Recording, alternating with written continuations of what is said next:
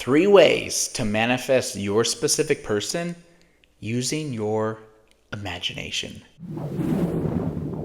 Namaste, my friends, and welcome back to another video. My name is Matt. I'd like to thank you for stopping by to manifest with me today.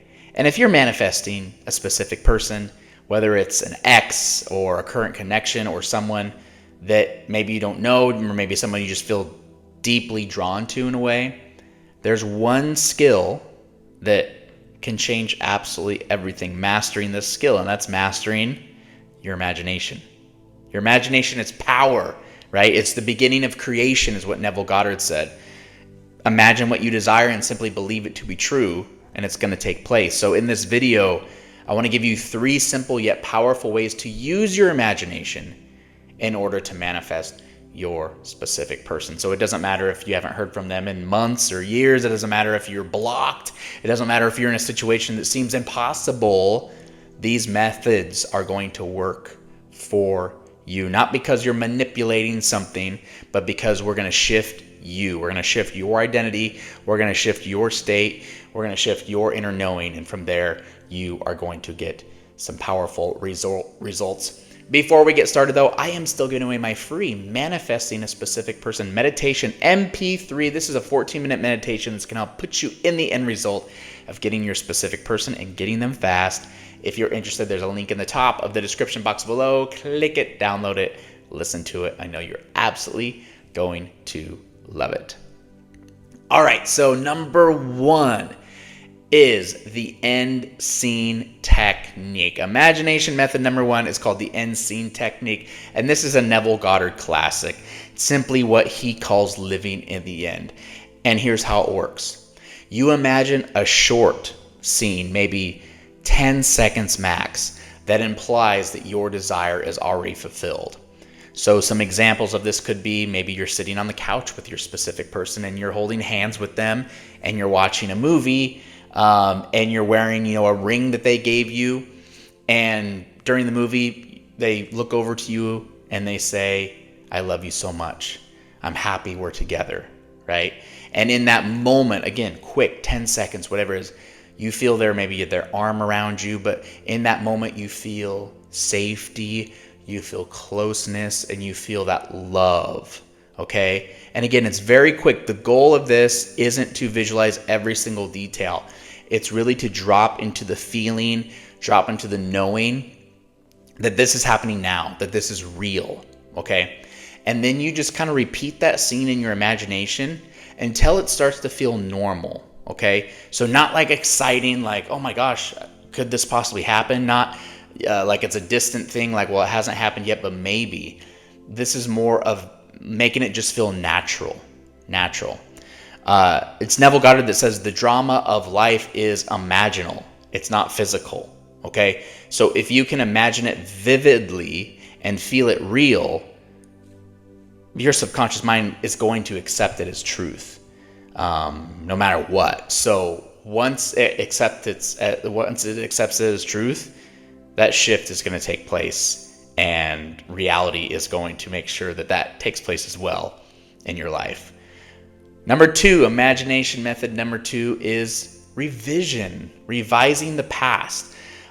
This one I still think is so underrated. It doesn't get talked about enough, but it's so powerful, especially if your specific person situation might have a painful past or painful history. So let's say, for instance, there was an argument, right? There was an argument, or there was a breakup, or there was a moment where you were left feeling rejected or unchosen. Instead of replaying that memory over and over and over again, you revise it. So in your imagination, you go back to that moment, and instead of, imagining that big fight or imagining the breakup or you guys saying goodbye to each other, whatever, you imagine a smile instead, or a kind word, or a hug, or them saying, "I'm sorry, I didn't mean to just say that about you. I care about you deeply," right? You don't erase the past.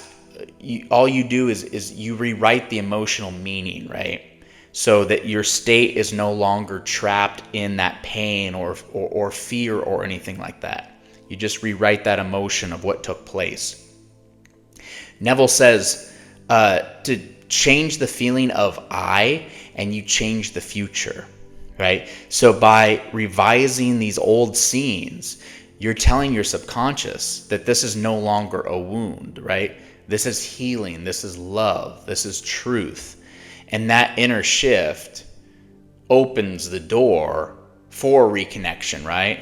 For reconciliation, for apologies, without you even forcing anything in the 3D reality. You're doing it yourself through your imagination. It's very, very powerful. If you have not done revision before, I recommend trying it. Extremely powerful.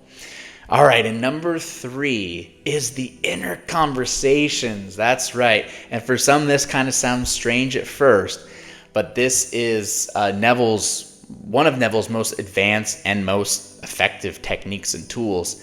And it's simply imagine a conversation with your specific person, but not from desperation or trying to make them say anything. You assume they're already yours. You assume they're already loving, they're already present, they're already available. And from that state, you hear in your mind them say to you things like, I'm always thinking about you. I missed you so much. I love how safe I feel with you. Okay? It doesn't have to be long. You can do it while you fall asleep at night or something like that, or just in a quiet moment during the day. And the more you use those inner conversations, the more you're going to start shaping your reality.